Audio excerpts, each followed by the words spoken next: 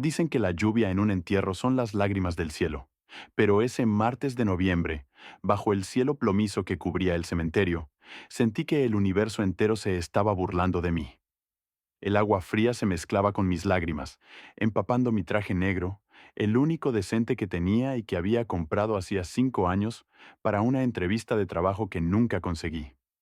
Frente a mí, el ataúd de caoba brillante descendía lentamente hacia la oscuridad.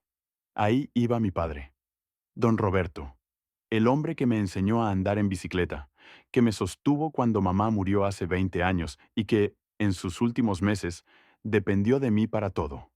Limpiarlo, alimentarlo, sostener su mano cuando el dolor de los huesos se volvía insoportable. A mi lado, bajo un paraguas inmenso sostenido por un chofer, estaba ella, Lorena, mi madrastra. Tenía 32 años, apenas 13 menos que yo y 30 menos que mi padre. Llevaba un vestido de diseño que probablemente costaba más que mi coche y unas gafas de sol oscuras que ocultaban unos ojos secos. No había derramado ni una sola lágrima. Lo sabía. La había observado durante la misa. Mientras el sacerdote hablaba de la generosidad de mi padre, ella revisaba discretamente la manicura de sus uñas rojas, impaciente, como quien espera en la fila del banco. Carlos, susurró, sin mirarme, con ese tono de voz que siempre me hacía sentir como si fuera un insecto en su sopa. Dile a los de la funeraria que se den prisa.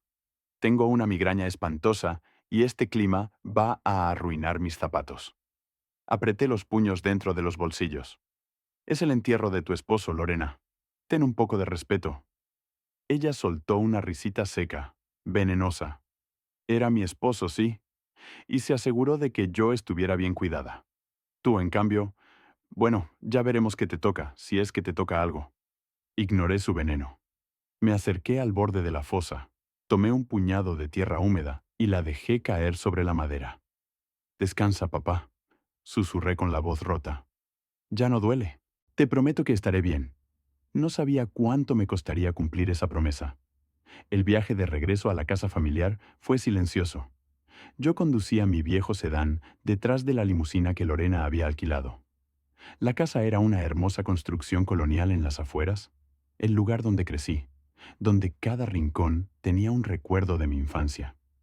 Durante el último año, me había mudado allí para cuidar a papá a tiempo completo, dejando mi pequeño apartamento y mi trabajo de medio tiempo. Él me necesitaba. Lorena siempre estaba demasiado ocupada con sus eventos sociales, sus clases de pilates o sus viajes de compras como para cambiarle un pañal a un anciano. Al llegar, noté algo extraño. Había un camión de cerrajería aparcado en la entrada. Mi corazón dio un vuelco. Aparqué malamente y corrí hacia el porche. La puerta principal estaba entreabierta y vi a un hombre con un taladro manipulando la cerradura. ¿Qué está pasando aquí?, pregunté, jadeando. Lorena apareció en el umbral. Ya se había quitado el abrigo de luto y sostenía una copa de vino tinto. Me miró desde arriba, desde el escalón, como una reina mirando a un plebeyo. Ah, Carlos, qué bueno que llegas. Te ahorrarás el viaje de subir las escaleras. Se hizo a un lado y señaló hacia un rincón del porche. Allí, apiladas de mala manera, había 4 bolsas de basura negras, grandes y abultadas. Una de ellas estaba rota y asomaba la manga de una de mis camisas de franela. ¿Qué es esto? Mi voz tembló. Tus cosas, dijo ella tomando un sorbo de vino. O al menos, lo que consideré que era tuyo. La ropa vieja, esos libros polvorientos. Ya sabes, tu basura. Lorena, acabo de enterrar a mi padre. Vivo aquí. Esta es mi casa. Corrección, me interrumpió, levantando un dedo con una uña perfectamente afilada. Esta era la casa de tu padre. Y como su viuda y única heredera legítima de facto, hasta que el notario diga lo contrario, esta es mi casa. Y no quiero parásitos en ella. Sentí que la sangre me hervía en las sienes. ¿Parásito?, grité perdiendo la compostura. Yo fui quien lo cuidó. Yo le daba las medicinas mientras tú te ibas de fiesta. Yo le tomaba la mano cuando lloraba por las noches. Y te felicito por tu servicio, dijo ella con sarcasmo. Pero el trabajo terminó. El paciente murió. El enfermero se va. Hizo un gesto al cerrajero, quien terminó de apretar un tornillo y le entregó un juego de llaves nuevas a ella. «Gracias», dijo Lorena, y luego me miró con una sonrisa cruel. «Tienes 5 minutos para sacar tus bolsas de mi propiedad antes de que llame a la policía por allanamiento». Estaba en shock, no por la casa ni por el dinero, sino por la maldad pura. ¿Cómo podía mi padre haber amado a alguien así? Pero entonces recordé lo solo que se sentía tras la muerte de mamá, y cómo Lorena supo aprovecharse de esa soledad. Me agaché para recoger las bolsas. La humillación me quemaba la cara. Me sentía un niño pequeño y desamparado de nuevo. Mientras cargaba la primera bolsa hacia mi coche, escuché un ruido metálico. Lorena había salido de nuevo. En su mano traía algo más. «¡Espera!», gritó. «Casi se me olvida esta porquería. Estaba en la mesa de noche, ocupando espacio. Era el reloj de papá. No era un Rolex, ni un Patek Philippe. Era un reloj de marca desconocida, con la correa de cuero desgastada y el cristal rayado por años de uso. Papá lo había comprado en un mercadillo hacía 40 años, el día que consiguió su primer gran contrato. Lo llamaba su brújula de la suerte. Nunca se lo quitaba, excepto en las últimas semanas, cuando su muñeca se había vuelto demasiado delgada por la enfermedad. Para Lorena, que solo entendía de oro y diamantes, aquello debía parecer chatarra. «Pensé en tirarlo al inodoro», dijo ella, mirándolo con asco. «Pero supuse que combina con tu estilo de indigente». Y con un movimiento despectivo de la muñeca, lanzó el reloj al aire. El tiempo pareció detenerse. Vi el reloj girar, el cuero viejo atrapando la luz gris de la tarde. No cayó en mis manos. Cayó en un charco de lodo, justo a mis pies. El agua sucia salpicó mis zapatos. Lorena soltó una carcajada. «Ups», se me resbaló. Sentí una lágrima caliente bajar por mi mejilla. No le contesté. No valía la pena. Me arrodillé en el lodo, sin importarme manchar el pantalón del traje. Metí la mano en el agua fría y saqué el reloj. Lo limpié con mi corbata, con una delicadeza extrema, como si fuera un pajarito herido. El segundero seguía avanzando. Tic-tac, tic-tac, resistente, igual que mi padre. Lo besé y me lo puse en la muñeca. Me quedaba un poco grande, pero sentí un calor reconfortante al tenerlo conmigo. Era lo único que me importaba de esa casa. Me puse de pie y miré a Lorena a los ojos. Ella dejó de reír al ver mi expresión. No había odio, solo una profunda lástima. «Disfruta de la casa vacía, Lorena», le dije con voz firme. «Ojalá el dinero te abrace por las noches». «Lárgate», escupió ella, dando un portazo que retumbó en todo el vecindario. Escuché el clac de la nueva cerradura. Cargué mis bolsas de basura en el maletero de mi viejo coche. Estaba empapado, sin casa, sin trabajo y con el corazón roto. Solo tenía un reloj viejo en la muñeca y la dignidad intacta. Arranqué el motor y me alejé de la mansión, mirando por el retrovisor cómo la silueta de mi hogar desaparecía bajo la lluvia. No sabía dónde iba a dormir esa noche, ni qué comería mañana. Pero mientras conducía, toqué el cristal del reloj y juré que no dejaría que Lorena ganara. No sabía cómo, pero la vida tenía que ser justa. Lo que yo no sabía en ese momento, mientras lloraba al volante, era que el notario, el señor Valdés, había estado observando todo desde su coche aparcado al otro lado de la calle. Y tampoco sabía que la verdadera partida de ajedrez apenas estaba por comenzar. Pasé las siguientes 3 noches en un motel barato de carretera, de esos donde las sábanas huelen a humedad y las luces de neón parpadean toda la noche entrando por la ventana. No podía dormir. Cada vez que cerraba los ojos, veía la imagen de Lorena riéndose mientras mis cosas volaban hacia el lodo. Mi cuenta bancaria estaba en números rojos. Había gastado mis últimos ahorros en el funeral, en las flores que a ella no le importaron y en el ataúd digno que mi padre merecía. Ahora, comiendo fideos instantáneos sentado en el borde de una cama hundida, me preguntaba qué sería de mí. Sin embargo, tenía el reloj. Me había pasado horas limpiándolo con un trozo de algodón. El cuero, aunque viejo, había recuperado cierto brillo, y el cristal, aunque rayado, dejaba ver la esfera con claridad. Por las noches, En el silencio del motel, me lo pegaba al oído. Tic, tac, tic, tac. Era un sonido constante, tranquilizador.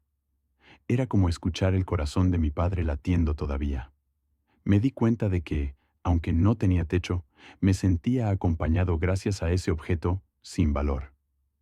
El jueves por la mañana mi teléfono sonó.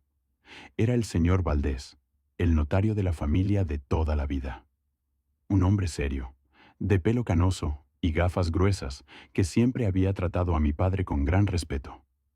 Carlos, muchacho. Su voz sonaba grave. Necesito que vengas a mi oficina mañana a las 10 en punto. Procederemos a la lectura del testamento. Señor Valdés, dudé. No sé si tiene sentido que vaya. Lorena me dejó muy claro que la casa y todo lo demás es suyo. No quiero problemas, ni humillaciones. La ley es la ley, Carlos. Y tu padre dejó instrucciones precisas. Tu presencia es obligatoria. Y la de ella también. Colgué con un nudo en el estómago. Sabía lo que pasaría.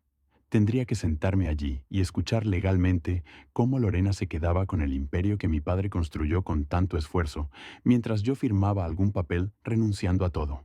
A la mañana siguiente, me vestí con el mismo traje del funeral. Lo había planchado lo mejor que pude en la habitación del motel. Me puse el reloj de mi padre, ajustando la correa en el último agujero, y conduje hasta el centro de la ciudad.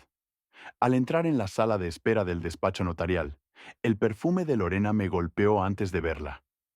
Era una fragancia cara, empalagosa. Estaba sentada revisando su teléfono, vestida como si fuera a una gala de Hollywood. Un vestido blanco impoluto, joyas de oro y un bolso de diseñador sobre las rodillas.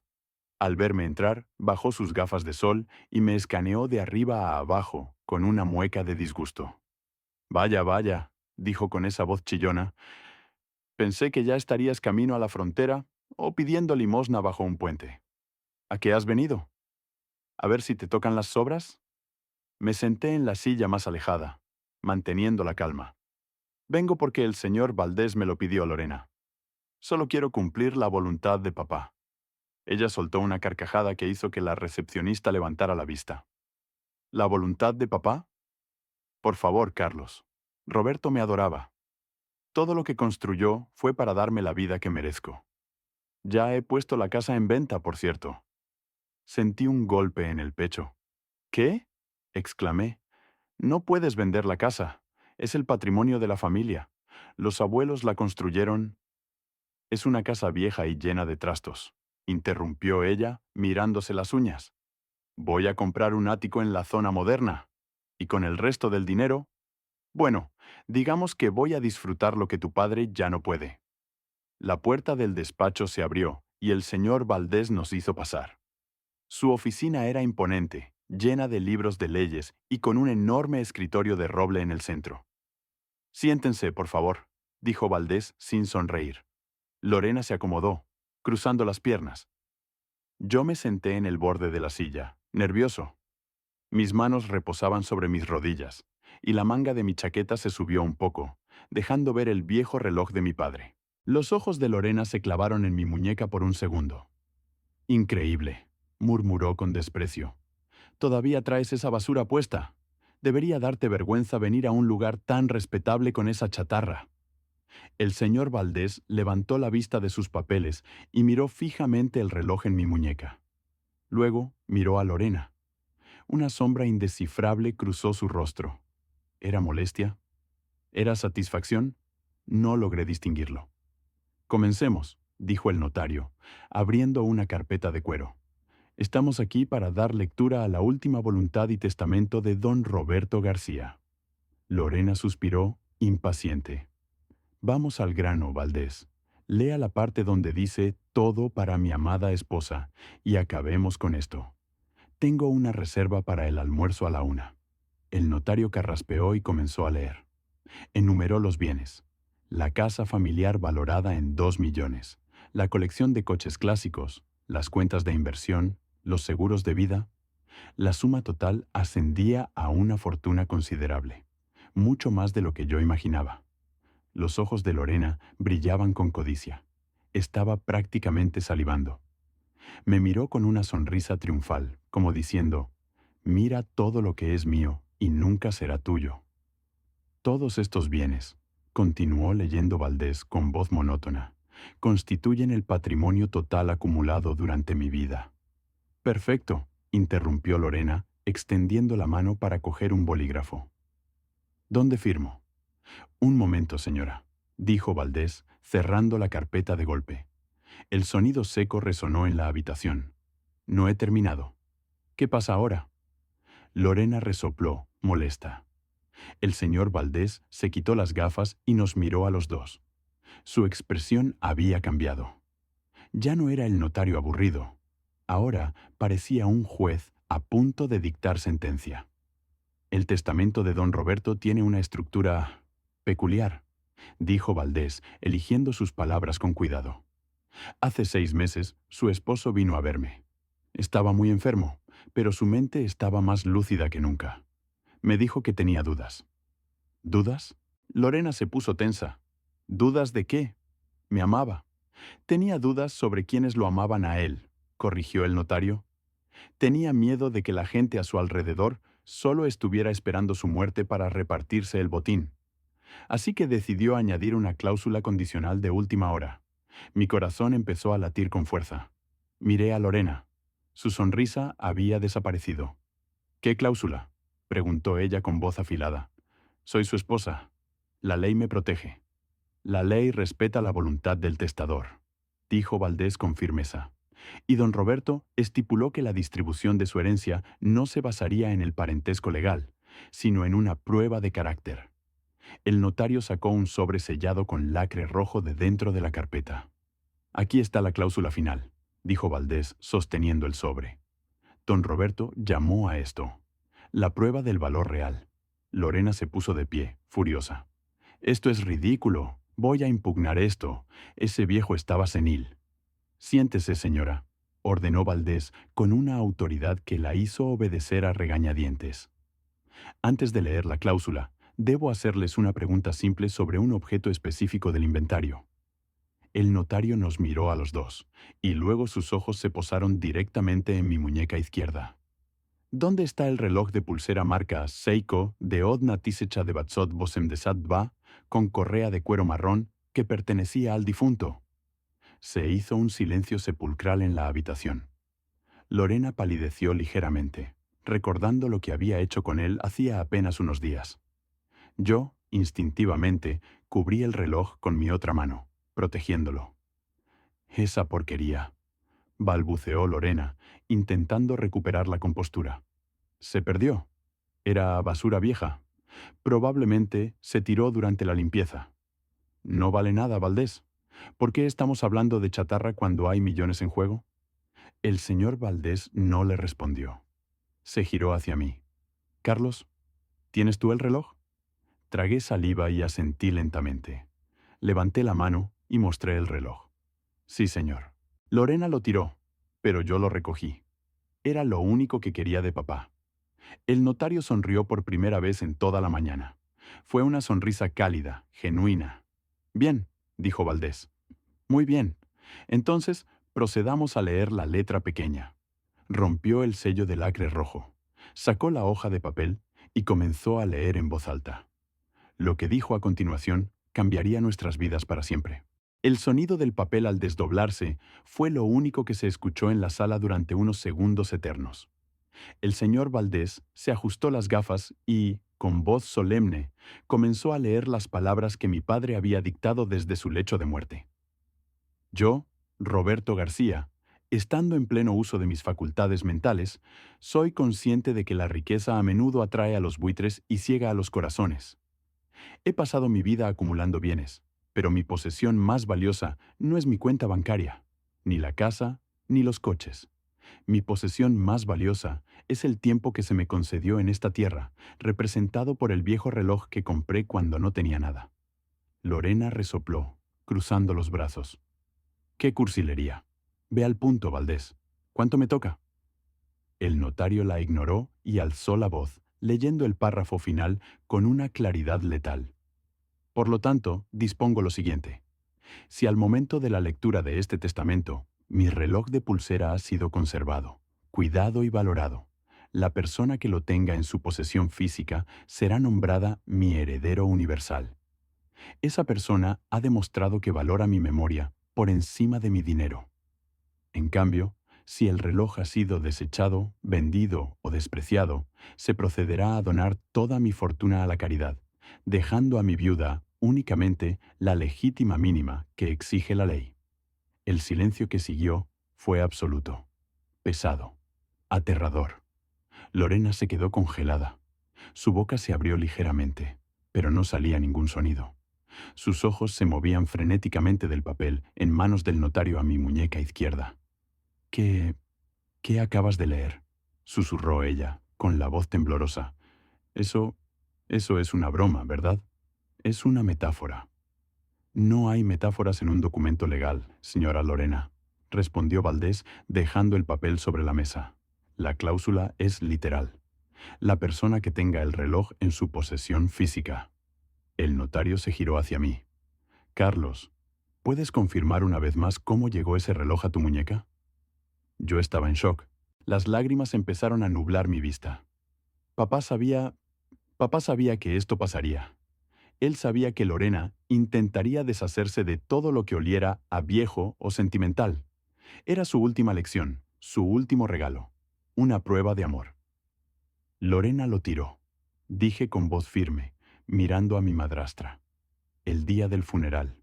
Me echó de la casa, tiró mis cosas a la calle y luego sacó el reloj y dijo que era basura. Lo tiró al lodo. Lorena se puso de pie de un salto, tirando la silla hacia atrás con un estruendo. «¡Eso es mentira!», gritó, con el rostro desfigurado por la ira. «Él me lo robó. Yo se lo di para que lo guardara». «Tengo las cámaras de seguridad del porche, Lorena», dije tranquilamente. No necesitaba gritar. La verdad estaba de mi lado. No las has desconectado todavía, ¿verdad? Ahí se ve claramente cómo lo lanzas al charco y te ríes. La cara de Lorena pasó del rojo furia al blanco pálido en un segundo. Se dio cuenta de su error fatal. Su codicia la había cegado tanto que había tirado literalmente una fortuna a la basura porque venía envuelta en un envase humilde. De repente, su actitud cambió. La depredadora se convirtió en una bestia desesperada. Se abalanzó sobre mí. «¡Dame eso!», chilló, intentando agarrar mi brazo. «Es mío. Soy su esposa. Ese reloj es parte del ajuar doméstico, me pertenece». Me aparté instintivamente, protegiendo el reloj con mi cuerpo. «¡No lo toques!», grité. El señor Valdés se levantó e impuso su autoridad. «Señora, siéntese o llamaré a seguridad ahora mismo». Lorena se detuvo, jadeando, con el cabello desordenado y la mirada enloquecida. «Valdés, escúchame», dijo, intentando sonar seductora, aunque su voz sonaba histérica. «Podemos llegar a un acuerdo. Tú sabes que ese papel es una locura. Carlos es un inútil, no sabrá administrar el dinero. Rompe esa página. Te daré el 20%. No, el 30%. El notario la miró con una mezcla de asco y pena. «Señora, no solo está intentando sobornar a un oficial de la ley, sino que está insultando la memoria de mi cliente y amigo. Todo ha quedado grabado». Valdés señaló una pequeña cámara discreta en la esquina de la estantería. Lorena miró la lente roja parpadeante y soltó un grito de frustración. «Roberto era un maldito viejo loco», bramó ella. «Me engañó. Me hizo creer que me lo daba todo». «Él te dio todo su amor, Lorena», intervine yo, sintiendo una calma extraña. «Te dio una casa, viajes, joyas, pero nunca te fue suficiente. Querías más, y por quererlo todo, te has quedado sin nada». «Tú cállate, muerto de hambre», me escupió. «No tienes nada. Esa casa es mía». «Incorrecto», dijo el señor Valdés, volviendo a su tono profesional. «Según la cláusula sexta, al cumplirse la condición del reloj, la titularidad de todos los bienes inmuebles, acciones y cuentas pasa inmediatamente a Carlos García». El notario sacó un juego de documentos y me los pasó. «Carlos, solo necesito tu firma aquí para aceptar la herencia». Mi mano temblaba mientras sostenía el bolígrafo. No temblaba por el dinero. Temblaba porque entendí que papá, Incluso desde el más allá, me estaba protegiendo. Él sabía que yo no pelearía por el dinero, pero sabía que yo salvaría su recuerdo. Y al salvar su recuerdo, me salvé a mí mismo. Firmé. El señor Valdés selló el documento y miró a Lorena. Señora, legalmente, la casa en la que reside ahora pertenece al señor Carlos.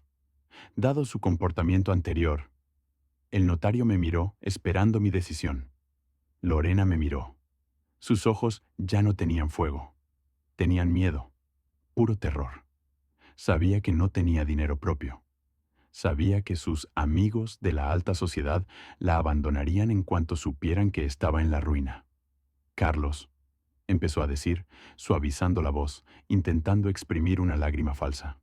Carlitos, fui dura contigo, lo sé. El dolor del duelo me hizo actuar mal. Pero somos familia. Tu padre no querría verme en la calle. Me miró esperando piedad. Esperando que el Carlos tonto y sentimental la perdonara y le dejara seguir viviendo como una reina. Toqué el reloj en mi muñeca. Sentí el tic-tac contra mi pulso. Tienes razón, Lorena, dije suavemente. Papá no querría verte en la calle. Los ojos de ella se iluminaron con esperanza. ¿Lo ves? Sabía que eras un buen hombre. Podemos vivir juntos en la casa. Yo te puedo ayudar a decorarla. Papá no querría verte en la calle, repetí, cortándola. Pero tú me echaste a mí sin dudarlo ni un segundo. Me tiraste como si fuera basura, igual que a este reloj. Me levanté de la silla. Me sentía más alto, más fuerte. Señor Valdés, ¿cuánto tiempo legal tiene para desalojar la propiedad? Dadas las circunstancias de hostilidad y el intento de apropiación indebida, dijo Valdés revisando sus notas, puedes solicitar un desalojo inmediato. Pero lo estándar son 30 días. Miré a Lorena. Te doy 24 horas. ¿Qué? Gritó ella. No puedo empacar en un día. Tengo muebles, tengo ropa. Tienes lo que te quepa en 4 bolsas de basura, le dije, devolviéndole sus propias palabras. Y te sugiero que te des prisa, porque mañana a esta misma hora voy a cambiar la cerradura. Me giré hacia el notario y le estreché la mano. Gracias, señor Valdés. Salí de la oficina sin mirar atrás, escuchando los gritos de Lorena y sus amenazas vacías a mis espaldas. Bajé las escaleras sintiendo el aire fresco en la cara. Ya no llovía. El sol empezaba a asomar entre las nubes grises. Tenía mucho dinero ahora, sí. Pero mientras caminaba hacia mi viejo coche, lo único que miraba era el reloj de papá. Brillaba bajo el sol. Sin embargo, la historia no terminó ahí. Faltaba una última pieza para cerrar el círculo. Faltaba regresar a la casa y enfrentar el último adiós. A la mañana siguiente, el sol brillaba con una intensidad que lastimaba los ojos. Era un contraste brutal con la lluvia gris de hacía 4 días, cuando salí de esa misma casa con mi vida en bolsas de basura. Aparqué mi viejo coche frente a la mansión. Esta vez, no lo escondí. Lo dejé justo en la entrada principal, bloqueando el paso. La puerta de la casa estaba abierta de par en par. Desde la acera, podía escuchar los gritos de Lorena. Tengan cuidado con eso, imbéciles. Es un jarrón de la dinastía Ming. Caminé despacio por el sendero de piedra. Al llegar al porche, me encontré con una escena caótica. Lorena estaba intentando cargar una enorme caja llena de platería en el maletero de su descapotable. Estaba sudando, el maquillaje corrido y llevaba ropa deportiva, lejos del glamour del día anterior. Al verme, se detuvo. Sus ojos me lanzaron dagas.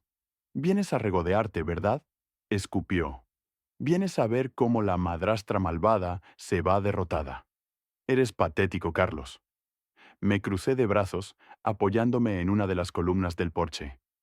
«Solo vengo a supervisar que no te lleves nada que no sea tuyo, Lorena». Ella soltó una risa nerviosa. «Todo esto es mío. Son mis regalos. Tu padre me los dio». «Incorrecto», dije con calma. «El inventario del notario es muy claro. La platería, los cuadros, los muebles antiguos, todo pertenece a la casa. Y la casa es mía. Tú solo puedes llevarte tu ropa, tus joyas personales y tus cosméticos». Me acerqué al coche y saqué el jarrón de la caja que ella había cargado. «Esto se queda». «No puedes hacerme esto». gritó, al borde de un ataque de nervios. No tengo a dónde ir. Mis tarjetas de crédito fueron canceladas esta mañana. El banco congeló las cuentas conjuntas. Bienvenido al mundo real, le respondí. Es duro ahí fuera cuando no tienes a nadie que pague tus caprichos. Lorena se derrumbó. Se sentó en el escalón de la entrada y comenzó a llorar. Pero esta vez no era una actuación. Era el llanto de alguien que sabe que ha perdido la partida de ajedrez de su vida por subestimar a un peón. Carlos, gimió entre sollozos. Por favor, dame algo. Un poco de dinero para empezar. Solo unos miles. Para ti no es nada ahora. La miré y por un segundo sentí esa punzada de compasión que siempre me había caracterizado. Podría haberle firmado un cheque. Podría haber sido el héroe que la salva.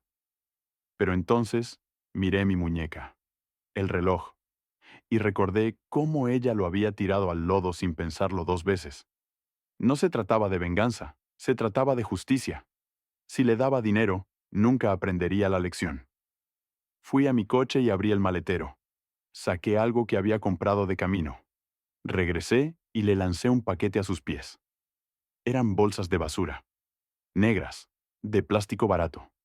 Lorena miró el paquete y luego me miró a mí, horrorizada. ¿Qué es esto?, susurró. Hace 4 días tú me dijiste que ahí estaba mi lugar, que mis recuerdos eran basura. Le dije con voz suave pero firme. Ahora, te devuelvo el favor. Tienes 10 minutos para llenar esas bolsas con tu ropa y largarte. Si no has terminado, llamaré a la policía para que te escolten fuera de mi propiedad. Ella me miró con odio puro, pero vio en mis ojos que no estaba bromeando. Se levantó furiosa, agarró las bolsas y entró corriendo a la casa. 10 minutos después, Lorena salía arrastrando 3 bolsas negras llenas de ropa de diseñador arrugada. Las metió a empujones en su coche lujoso, que probablemente el banco le quitaría en un par de meses. Se subió al asiento del conductor y arrancó el motor. Antes de irse, bajó la ventanilla. Te odio, me dijo. Ojalá te atragantes con tu dinero. Adiós, Lorena, dije, levantando la mano para despedirme. El sol hizo brillar el cristal del viejo reloj en mi muñeca. Ella aceleró y salió chirriando llantas, desapareciendo por la curva de la calle. El silencio volvió al vecindario. Me quedé solo. Me giré hacia la casa. Mi casa. Subí los escalones y crucé el umbral. El aire dentro estaba viciado. Olía demasiado al perfume de Lorena, pero sabía que con el tiempo se iría. Caminé por el pasillo hasta el despacho de mi padre.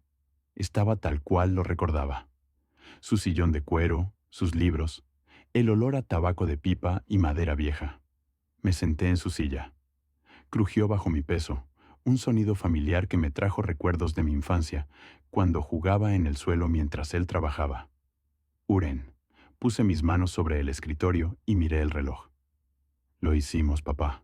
Susurré al vacío. La casa está a salvo.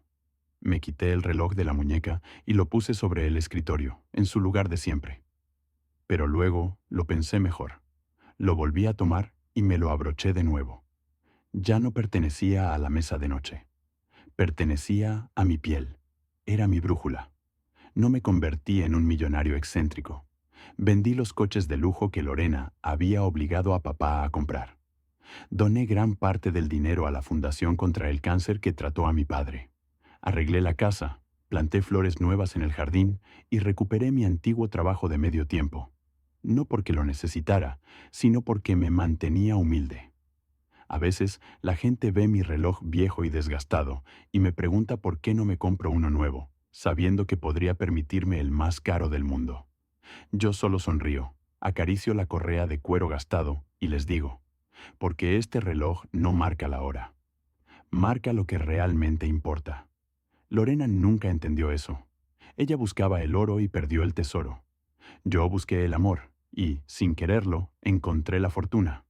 Y así, cada vez que miro la hora, recuerdo que la justicia a veces tarda, a veces llega en silencio y bajo la lluvia. Pero siempre, siempre llega. ¿Para quién mantiene el corazón limpio?